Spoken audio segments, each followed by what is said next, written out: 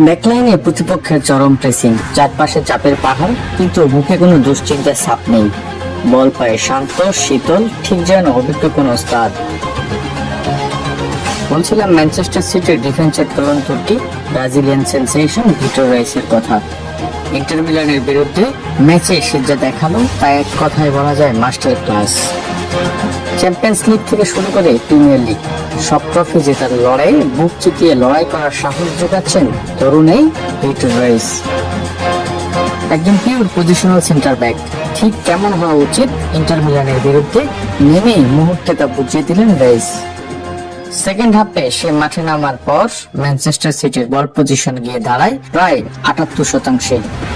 তবে এটা কিন্তু স্রেফ মামুলি সাইড পাস কিংবা ব্যাক পাসের গল্প নয়। রাইস বল সার্কুলেটর করেছেন নিখুঁত পরিকল্পনায়।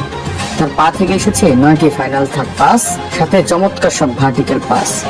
প্রতিপক্ষের ডিফেন্স চিরে বল ফরওয়ার্ডদের পায়ে পৌঁছে দেওয়ায় এই নিখুঁত দক্ষতা সিটিকে বারবার আক্রমণের রসদ জুগিয়েছে। শুধু ডিফেন্স বা পজলিং পাসিং এ আটকে থাকেননি রাইস, সুযোগ পেলে উপরে উঠে প্রতিপক্ষের বক্সে তৈরি করেছেন আতঙ্ক।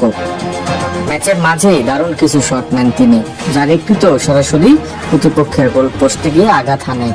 ভাগ্য আরেকটুর জন্য সাথে থাকলে হয়তো রাইসের নামের পাশে নিশ্চিত হতো সিটির জয়।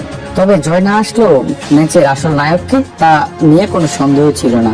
বেঞ্চে বসে রাইসের এই পরিপক্ক পারফরম্যান্স নিশ্চিতভাবে চোখ এড়ায়নি কোচ এনজো মারেক্কার।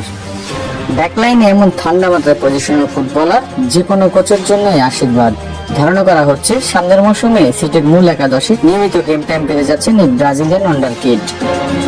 ডিফেন্সে ব্রাজিলের সাম্বা ম্যাজিক আর সিটির ট্যাকটিক্যাল ফুটবলের এমন মিশ্রণ ম্যান সিটিকে নিয়ে যাচ্ছেন নতুন উচ্চতায়। আসন্ন মৌসুমে রাইস কি পারবে সিটির রক্ষণের প্রধান স্তম্ভ হয়ে উঠতে? কমেন্টে জানাতে পারেন আপনার মতামত।